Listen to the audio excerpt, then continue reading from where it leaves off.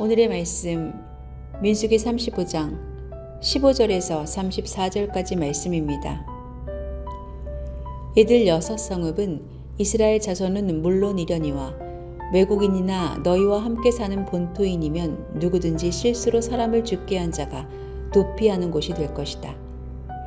만일 쇠붙이 같은 것으로 사람을 쳐서 죽게 하였으면 그는 살인자이다. 그러한 살인자는 반드시 죽여야 한다. 사람을 죽일 만한 돌을 들고 있다가 그것으로 사람을 쳐서 죽게 하였으면 그는 살인자이다. 그러한 살인자는 반드시 죽여야 한다.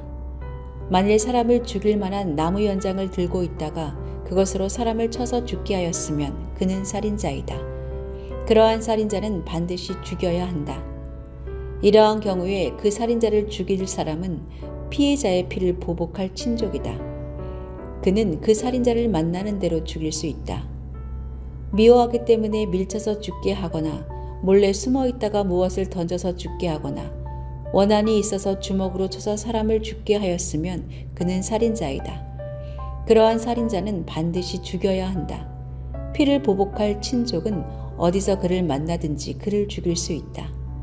그러나 아무런 원한도 없이 사람을 밀치거나 몰래 숨어 있다가 무엇을 던지거나 한 것이 아니고 잘못 보고 굴린 돌이 사람에게 맞아 그를 죽게 하였으면 그 가해자가 피해자의 원수가 아니고 더욱이 그를 해칠 의사가 전혀 없었던 것이므로 회중은 이러한 규례에 따라서 그 가해자와 피를 보복할 친족 사이를 판단해야 한다.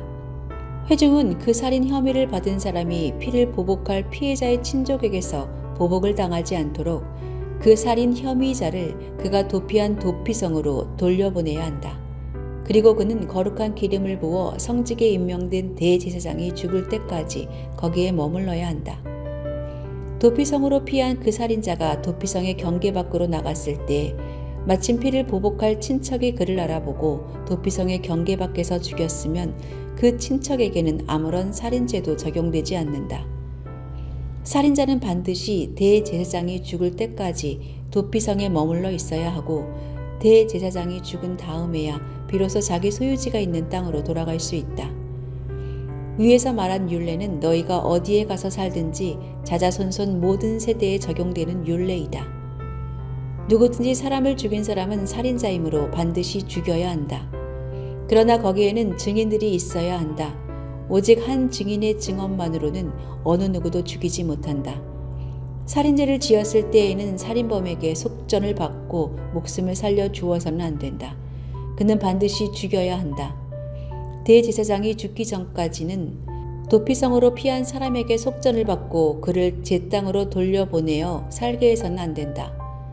너희가 사는 땅을 더럽히지 말아라. 피가 땅에 떨어지면 땅이 더러워진다. 피가 떨어진 땅은 피를 흘리게 한 그 살해자의 피가 아니고서는 깨끗하게 되지 않는다. 너희가 사는 땅, 곧 내가 머물러 있는 이 땅을 더럽히지 말아라. 나 주가 이스라엘 자손과 더불어 함께 머물고 있다.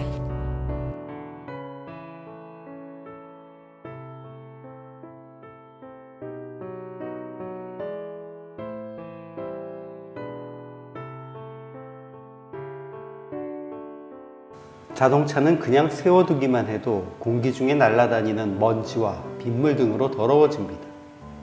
집안의 깨끗한 벽을 더럽히는 것은 아이들의 장난기입니다.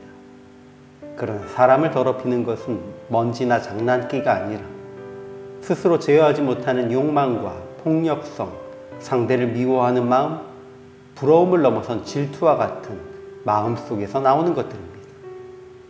그래서 예수님은 입으로 들어가는 것이 아니라 마음에서 비롯되어 입에서 나오는 것이 사람을 더럽게 한다고 말씀하십니다. 더구나 먼지와 때 같은 물리적 더러움은 세탁으로 제거가 가능하지만 마음에서 비롯된 더러움은 씻어지지 않습니다.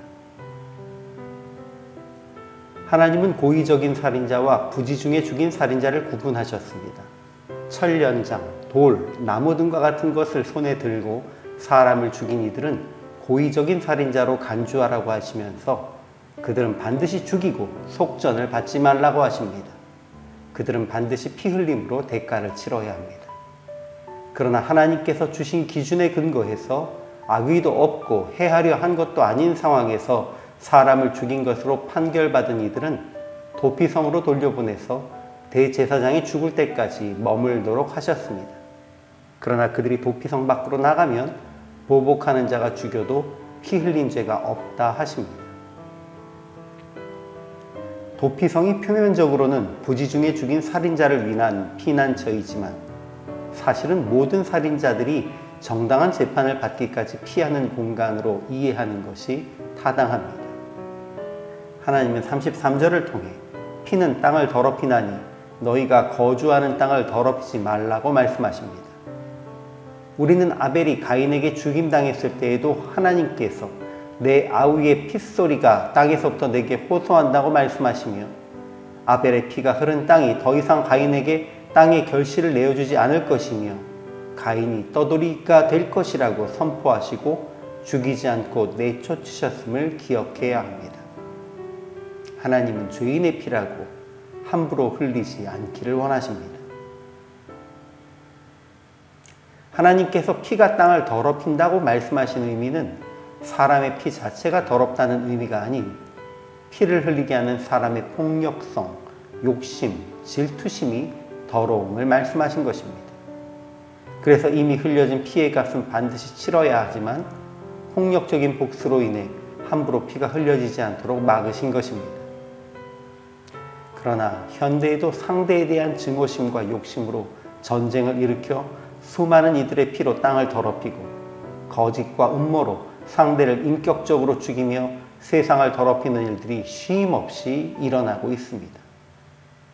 주님은 이러한 시대의 믿음의 공동체, 주님의 몸된 교회가 도피성의 역할을 감당하도록 요청하십니다. 예수님이 우리 가운데 오셔서 피할 도피성이 되어주신 것처럼 이 시대의 교회가 세상 가운데 나아가 다툼을 멈추고 거짓에 지친 이들에게 쉼을 주는 도피성의 역할을 하기를 소망합니다.